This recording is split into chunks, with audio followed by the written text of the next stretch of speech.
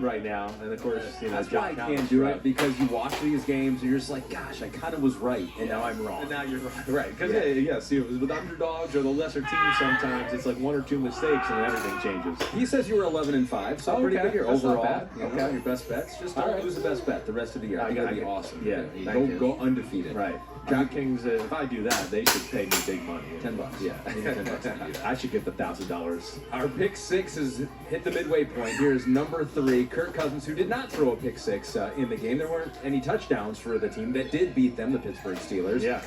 So you went into your notebook. We've got a couple tweets here from the homies. I just want to get into your brain first because we're a little worried about Aaron Rodgers, old man, coming back from Achilles, not as mobile. Right. Similar theme for Kirk Cousins, yes or no? Similar theme, it is. Now, Kirk Cousins has never been about movement or hopping around the pocket. So it should be better or for doing him, any of that. So I don't know if the adjustment's the same, but because of it's his back leg, right? Again, Rodgers is his front leg. The back leg, having the injury there, is a totally different feel in what you're doing. And of course, that's the leg you really got to drive off of to throw the football, more times than not. And that's where it's a little different than Rodgers. So that caused his power to be less? 100%, right? So, one, we know the movement wasn't the same. The movement's never been great, like we talked about, but you could tell it's even more Statue of Liberty than ever before.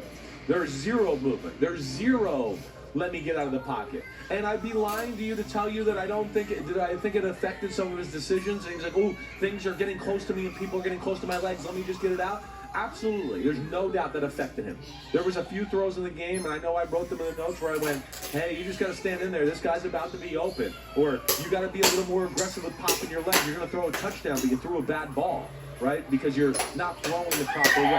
We hit on this on the OTAs a little bit. Remember, there was some stuff that came out, and they showed Kirk Cousins throwing, and I know I talked about it with Florio, but he does not have pop or drive off his back leg, and therefore he's kind of trying to upper body, and he's even bending over to do it, and almost fake following through with that back leg, but not nearly getting the drive that you would want as a starting quarterback. And you can see that, and a guy that didn't have a very strong arm is taking miles per hour off the football, and it causes the accuracy to go down.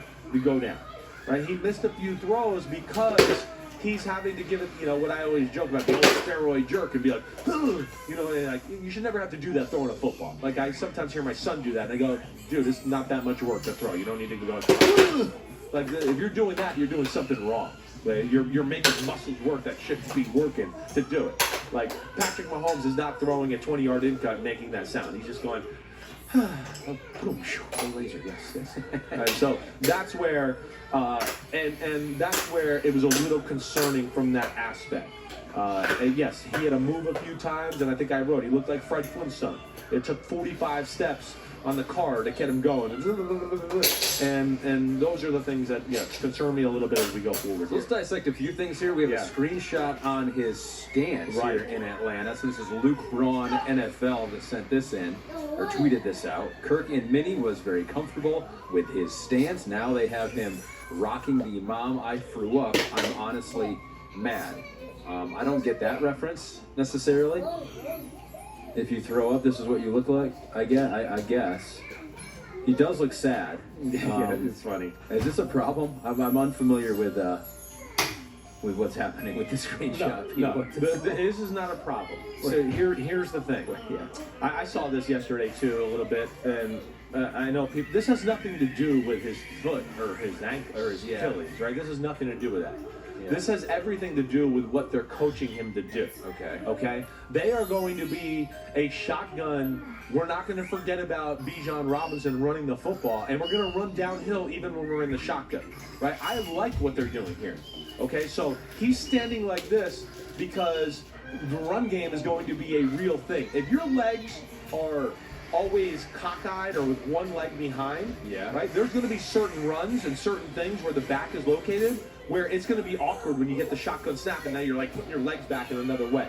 They're doing this to give you a no-tell, and we're going to have runs where, wait, why would I want my legs to be, right, like left leg back, right leg front, and all of a sudden now I'm going to have to turn to my right and go over there when I'm in the pistol where somebody's behind me, right? Or even if he's not behind me, and now I'm in that position. If I get a bad stop, I'm not nearly as athletic, and my feet might be in the way for, I give him the ball, and now my right foot's out there, and I might trip him and do stuff like that. So this is a very real coaching point by some teams and what they do.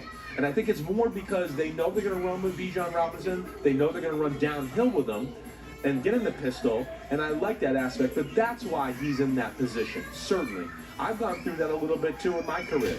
And I worked on that because we got to like shotgun running a little bit. And you start to realize, yeah, when your feet are cockeyed or already getting ready for the drop back pass thing, there's certain run plays where you go, wait, my feet are all messed up and I'm going to get in the way of the running back, or the timing and the rhythm of the run's not going to work quite the same way because now I'm catching the ball and I'm readjusting my feet to give the ball to somebody, or like I said, getting in the way of the running back and maybe tripping him. So I think the Twitter question from Greg Moskow is partly answered by that. He goes, what the hell are the Falcons going to do with this pistol stuff? What's the plan? You kind of laid out part of the plan. So the pistol, this is where I like the pistol. Okay. And this is where we saw the Ravens do it a little bit in the first game.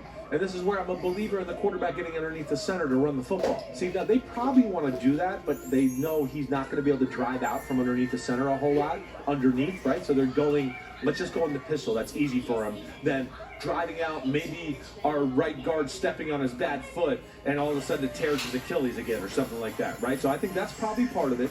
The other thing is, if you're going to be a shotgun passing football team and do that, right, the run game is affected by the shotgun. If you're standing next to me all the time, right, and we're here and I'm catching the ball, and now I'm going to give you the ball, your first move is to always come horizontally, right? You don't get to attack the line of scrimmage downhill and make people commit to, he's going downhill here, and now you can cut and go somewhere else, right? So you're in the pistol. Now, Bijan Robinson's going, wait, I have a few extra yards to actually see things develop, right? Because I'm behind the guy instead of right next to him. And right. So you get that. Other aspect of it is, now he gets to do that, and he gets to attack downhill and see a linebacker maybe go and go, oh, no, he's running over there. And then he goes, oh, I don't want to go there. I'm going to cut where that linebacker just left his gap, right? He gets to see that, let alone now with that type of stuff.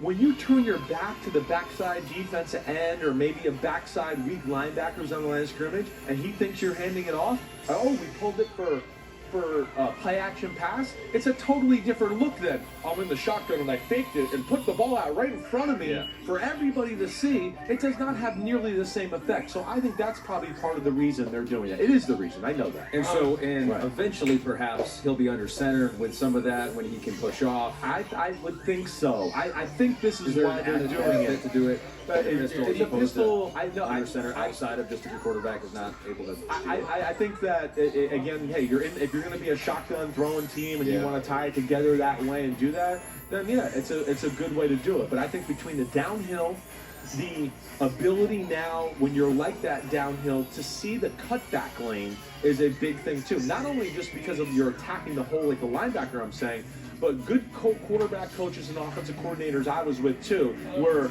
I don't want to be smothering you if you were behind me in the pistol and you were coming to my right side, right? I don't want to be like all right next to you, right? Because then you can't cut back because I'm cutting you off, and it actually blocks your vision. In the perfect world, you almost want to be extended to the absolute max with your arm, right? Now that gives him the ability to come downhill. He can move his feet and cut without your feet being all underneath him. And he can see the cutback lane because you're not so close to him. You're actually blocking that vision there, if that makes sense. Yeah. And I've been with some really good coaches, and that's how like the Shanahans and the people of the world will teach that, because there is a real value in that aspect. Caleb Beard tweeted at you and said, hated for you guys picking Steelers over my Falcons, but we saw how that went. LOL. What do you think the biggest factors were in our loss? I see people blaming Cousins, offensive line, offensive coordinator. It is week one. It is still early. That's right. We both saw that one play early in the second half. I was like, that was actually a pretty big, sneaky, hidden play when Kirk Cousins sent the guy in motion. The snap came, fumble. At that point, I think the Falcons had like a 75% chance to win that game. They were according to winning win at that probability. point, what, like They were maybe up by 9-6 or 10-9 at that point? Yeah, Is that what it 10-9, was? early second half. Right. To get some momentum, go up maybe more than a score. You were right about that. It was a big moment. Yeah. 100%. And again, I would go put that all into the category of they didn't play in the preseason, right? And that's the thing. I'm not concerned with their O-line. Their O-line actually did some good things. Again, it's the Steelers. Their front seven looks like it's pretty real. And as I told you for the last month, they're going to be ready. I mean, Mike Tomlin, the one thing he does is he pushes the absolute limits of the NFL rules of tackling and hitting. He is going to take it up to the absolute limit. He's going to basically like make the NFL go, hey, you guys are hitting for like the 45th day in a row. We need to calm it down, right? I mean, so they're going to be there. And I think that showed in the football game. And yes, Kirk Cousins' rustiness showed as well. He missed throws and he was hasty with decisions because of his injury and lack of playing, right? And not feeling comfortable, let alone T.J. Watt was coming around the edge a whole lot during the football game. But that's the big thing. Don't Win panic probability yet. doesn't take into account that T.J. Watt was doing what he was doing in the game. Exactly right. And I'm not, hey, I picked the Falcons to Caleb Beard to win the NFC South. And I'm not like so concerned with what I saw there that I'm like, oh no, I have to change it. There's still a lot of good. And that's a tough team to play to start the year. Yeah. They've upset a lot of people to start a year because they're always ready to go. Well, it doesn't get much easier. They go on the road against the Eagles, Monday Night Football. Gotta be better. Where the Eagles are Cousins' nearly... interceptions were horrible. Let me just say that too. Yeah. Like, not like, oh man, he got unlucky. They were bad. And a little bit like I talked about with the Rodgers interceptions, they were kind of panicky, right? Like, oh gosh, it's getting tight and I don't want people by my legs, just throw it, right? That's what it felt like, and those are things that they're going to mentally have to kind of break down in their own mind. New for both of those quarterbacks, both those teams. We'll give them one more week. One more week, and then we'll... That's totally... bury them for sure. And on your snap motion fumble, Yeah. he springs them and then tries to stop them. Yeah. But that's too late, right? So that's always going to be on the quarterback. When stuff like that happens, people jumping off sides, people misaligned, illegal formation because two people were moving at the same time. Right, we know everybody's